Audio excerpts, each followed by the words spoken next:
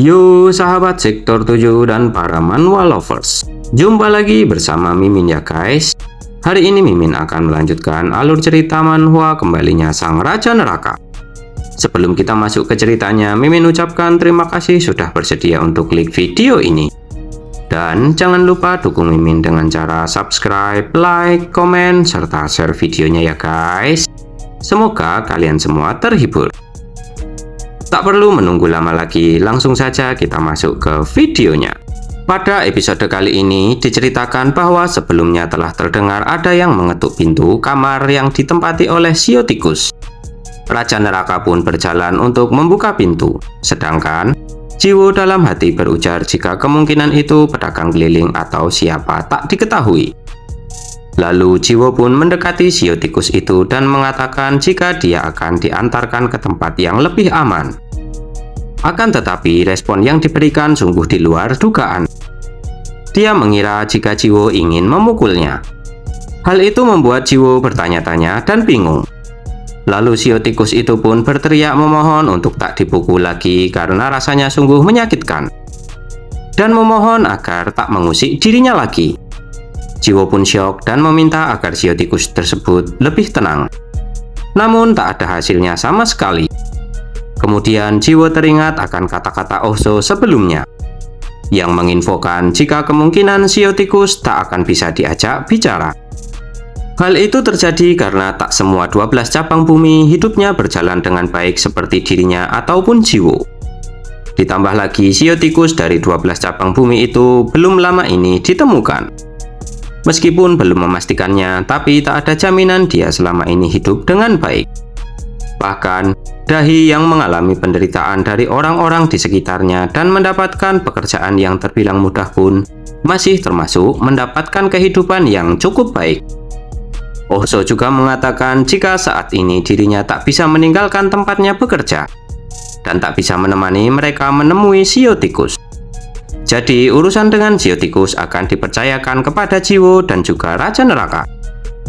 Dan dirinya akan meminta bantuan dari Nomang untuk membantu di sana.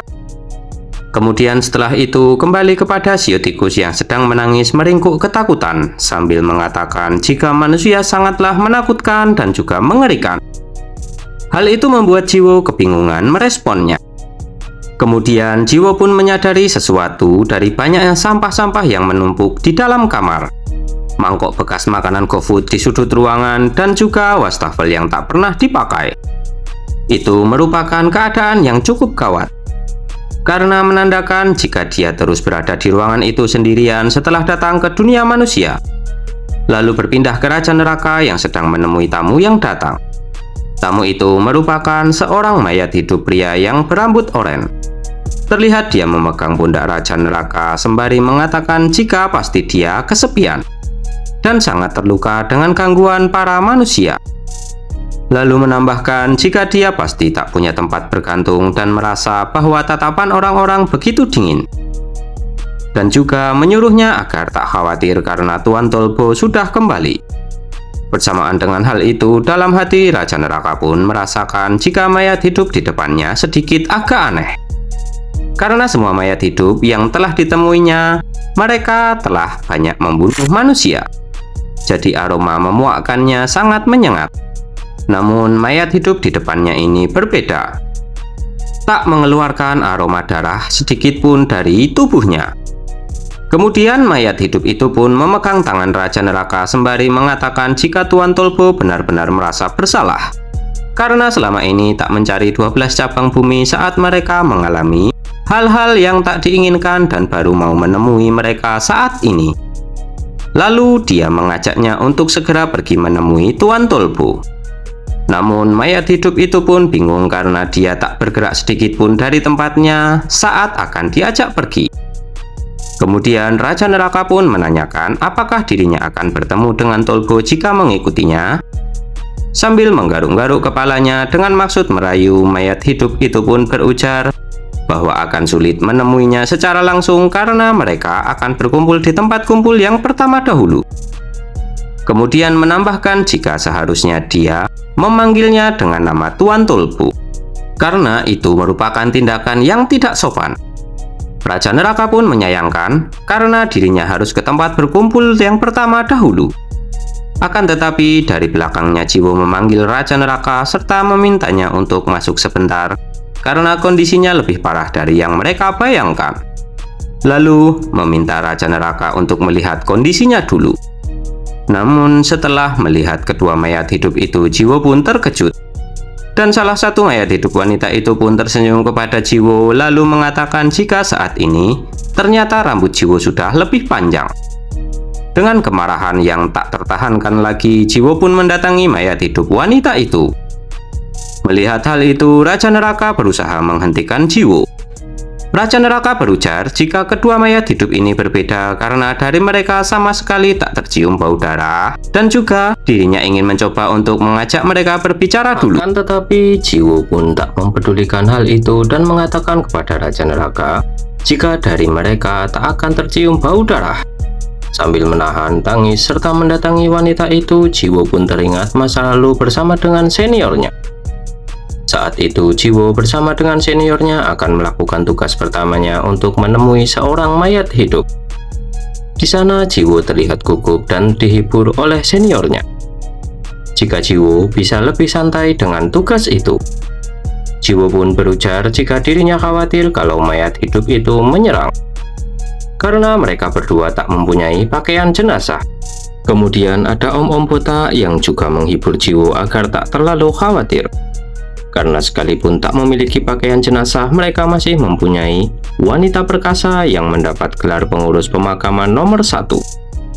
Senior Jiwo itu pun memasang wajah yang lucu untuk menggodanya, mengatakan kepada om-om botak jika dia sedang memuji dirinya, dan merasa jika om-om botak menyukainya. Om-om botak itu pun sedikit kesal mendengar hal itu.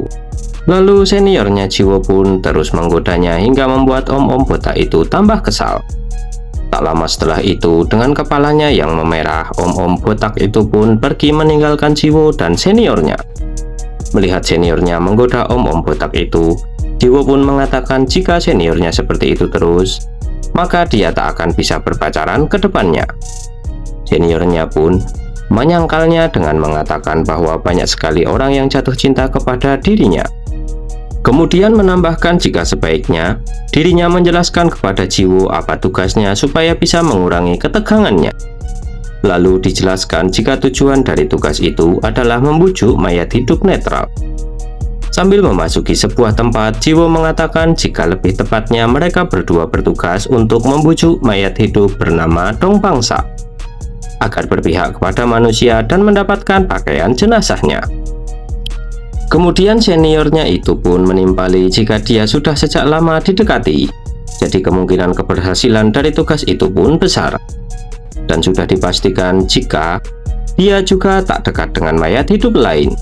Kemudian Jiwo menanggapinya dengan mengatakan jika kemungkinan level bahaya dari tugas ini adalah level C. Dan bertemu dengan mayat hidup yang memusuhi manusia kemungkinannya kecil. Namun di sana terlihat dua orang mayat hidup sedang mendekati Dongpangsa. Mereka merupakan bawahan dari Tulpu, yaitu mayat hidup laki-laki yang bernama Huama dan mayat hidup wanita yang bernama Huasa.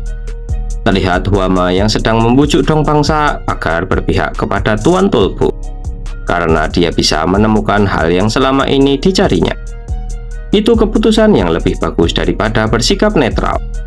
Lalu, Tuan Tulpu juga akan membagikan kekuasaannya hanya dengan menjanjikan satu hal kepada Tuan Tulpu.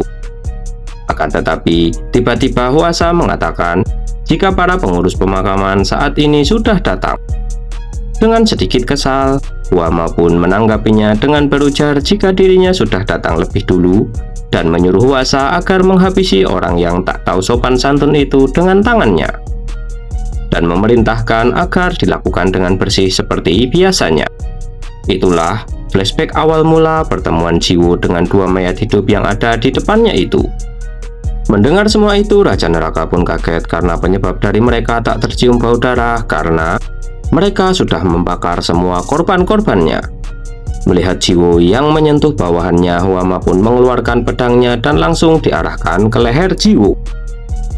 Namun hal itu membuat Raja Neraka menjadi murka. Sambil mencengkeram baju Huama, Raja Neraka pun mengatakan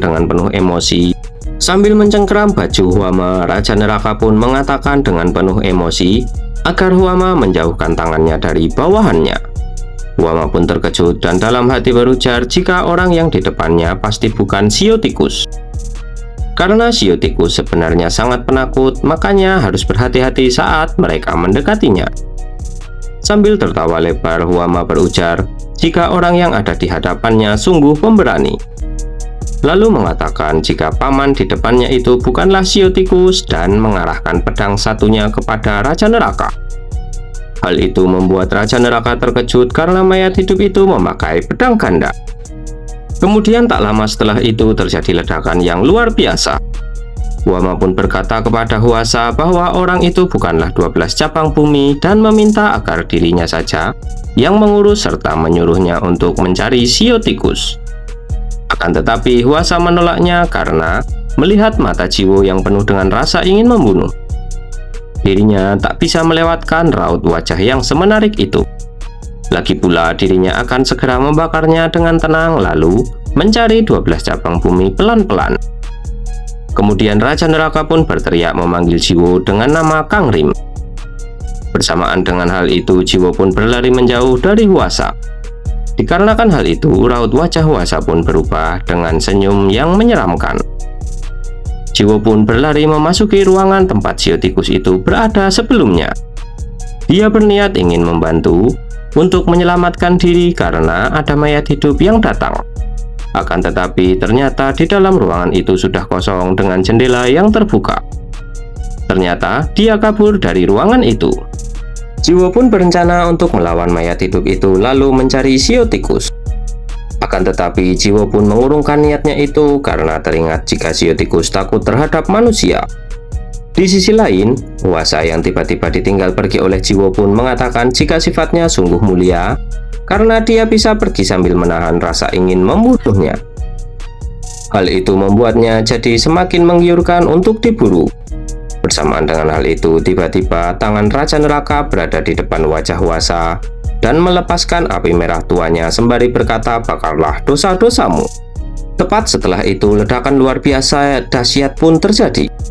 Namun mereka bisa selamat karena kabur melalui pintu dimensi. Sambil terengah-engah, mereka berdua sudah berada di atas gedung. Huama pun mengatakan jika hampir saja mereka berdua mati. Api merah tua itu benar-benar mengerikan. Lalu menyadari jika api merah tua itu adalah api neraka. Dengan panik, Huasa pun menyimpulkan jika dia merupakan Raja Neraka dan mengajak Huama untuk segera menemukan 12 cabang bumi itu dan membawanya pergi. Karena pesan dari Tuan Gyunwo, jika bertemu dengan Raja Neraka mereka harus segera kabur sejauh mungkin. Namun dengan paniknya tiba-tiba Huama bertanya berapa jauh mereka kabur. Huasa pun menjawab jika mereka sudah pergi sejauh 600 meter. Kemudian sambil berteriak dia meminta Huasa untuk membuka pintunya lagi untuk segera kabur dari tempat itu. Huasa pun merasa mereka sudah pergi jauh, tapi kakaknya Huama tetap ingin dirinya membuka pintu lagi. Dirinya pun bingung kenapa tiba-tiba Huama berubah menjadi seperti itu. Padahal mereka sudah pergi menjauh. Akan tetapi, Huama mengatakan omong kosong. Lalu menanyakan apa Huasa tak bisa melihatnya. Huasa pun menanggapinya dengan mengatakan dirinya tak bisa melihatnya karena tempatnya sangat jauh. Namun, Huama menunjuk ke suatu tempat sambil mengatakan jika Huasa harus melihatnya dengan baik-baik. Bagian putih matanya terlihat lebih banyak daripada bagian hitamnya. Lalu berteriak mengatakan jika bajingan itu pasti sedang melihat ke arah mereka berdua. Diperlihatkan tatapan mengerikan dan aura mengerikan yang terpancar dari Raja Neraka saat melihat ke arah mereka berdua. Kemudian Huasa pun menyanggupi permintaan dari Huama lalu menanyakan kemana mereka akan pergi. Dengan diliputi ketakutan dan kepanikannya, Huama mengatakan jika tak masalah pergi kemanapun sebelum dia datang ke tempat mereka berdua. Bersamaan dengan hal itu, tiba-tiba Raja Neraka sudah berada di atas mereka berdua. Bersamaan dengan mendaratnya Raja Neraka di atas gedung itu, terjadi ledakan yang luar biasa hingga membuat mereka berdua tersungkur. Kemudian dalam hati Huama pun tak habis pikir, lalu mengatakan jika John Woji dan Ivan bertarung dengan makhluk segila itu sendirian. Terlihat Raja Neraka sudah berdiri tegak dengan api merah tua yang menyelimuti tubuhnya. Kemudian berpindah di tempat Jiwo yang sedang mencari Shio tikus yang sedang kabur keluar. Jiwo bertanya-tanya dalam hati bagaimana dirinya akan mencarinya dan memikirkan cara untuk segera menemukannya. Lalu dia teringat jika 12 cabang bumi yang pernah ia temui memiliki ciri khas yang berbeda-beda, entah dari ciri fisik, selera makan, atau naluri untuk melindungi orang lain. Kemudian Jiwo pun menemukan jawabannya. Berdasarkan tempat yang ditinggalinya dan sifatnya yang penakut, pasti Shio tikus saat ini bersembunyi di tempat yang lebih gelap. Dan akhirnya, Jiwo pun bisa menemukannya. Terlihat dia sedang meringkuk ketakutan di gang yang gelap. Jiwo pun bersyukur bisa menemukannya dan memanggilnya. Namun responnya di luar dugaan. Dia takut dengan kedatangan Jiwo dan melemparinya dengan sesuatu. Dia menyuruh Jiwo pergi dan jangan mendekatinya lagi. Jiwo pun menenangkannya dengan berujar jika dirinya merupakan bawahan dari Raja Neraka yang bernama Kang Rim. Namun sadar karena salah menyebut nama, akhirnya dia mengatakan jika namanya adalah Li Jiwo. Mendengar hal itu, Shio tikus itu pun meminta Jiwo untuk membawa Raja Neraka ke hadapannya sekarang juga, agar dirinya bisa mempercayai perkataan Jiwo. Jiwo pun menanggapinya dengan berujar jika saat ini Raja Neraka sedang bertarung melawan para mayat hidup dan belum bisa datang. Lalu Jiwo berusaha meyakinkannya lagi. Namun Shio tikus itu tak mempercayai Jiwo dan mengatakan bahwa Jiwo berbohong. Lalu menambahkan jika para manusia semuanya pembohong. Semua orang meminta agar dirinya mempercayai mereka dan akan memberikan perlindungan asalkan bisa membantu pekerjaan mereka, serta akan memberikan makanan beserta dengan rumah yang hangat. Akan tetapi semua itu hanyalah kebohongan, karena setiap hari hanya disuruh bekerja di depan komputer dan tak bisa kemanapun. Padahal sudah 7 tahun lepas dari para bajingan itu. Lalu Shio tikus pun berteriak sambil menangis, mengatakan kepada Jiwo jika tahukah Jiwo bahwa dirinya butuh waktu 7 tahun untuk terbebas dari para manusia itu. Dan sambil meneriaki Jiwo, dia melemparinya dengan tanah yang basah dan juga mengatakan agar Jiwo enyah dari hadapannya sekarang juga. Dia juga meracau dengan mengatakan apa Jiwo butuh bantuannya ataukah butuh pakaian jenazahnya. Kalau memang seperti itu, jangan menyuruh untuk mempercayai manusia dan meminta Jiwo agar membawa Raja Neraka ke hadapannya, karena dirinya hanya ingin bertemu dengan Raja Neraka. Mendengar semua itu, Jiwo pun hanya bisa terdiam karena merasa jika apa yang dilalui oleh Shio tikus sangatlah tidak mengenakan. Lalu diperlihatkan flashback momen saat Jiwo sedang bersama dengan seniornya sedang berbelanja di sebuah minimarket. Jiwo menanyakan apa yang dilakukan seniornya untuk membujuk dirinya dulu saat pertemuan pertama. Seniornya pun terkejut dengan pertanyaan Jiwo yang mendadak itu. Jiwo beralasan jika dirinya hanya penasaran, karena saat pertama kali bertemu, seniornya pernah berkata jika dirinya hampir seperti binatang buas. Sambil memilih apa yang ingin dibeli oleh seniornya, seniornya itu pun berujar jika dirinya juga kurang paham karena dulu dirinya sedang tidak fokus. Namun seniornya itu malah mengejek Jiwo yang tak bisa memasak dan akan mengajarkan beberapa resep agar kedepannya Jiwo bisa memasak sendiri. Tak lama setelah itu seniornya mengingat apa yang dilakukannya dahulu saat bertemu dengan Jiwo pertama kali. Dirinya memeluk Jiwo dengan erat. Bersamaan dengan ingatan itu, Jiwo pun akhirnya memutuskan untuk memeluk Shio tikus dengan erat agar dia lebih tenang seperti yang pernah Jiwo alami dahulu dengan seniornya. Bagaimanakah kelanjutan ceritanya? Kita lanjutkan di video berikutnya ya guys. Terima kasih sudah menonton. Jumpa lagi dan bye-bye.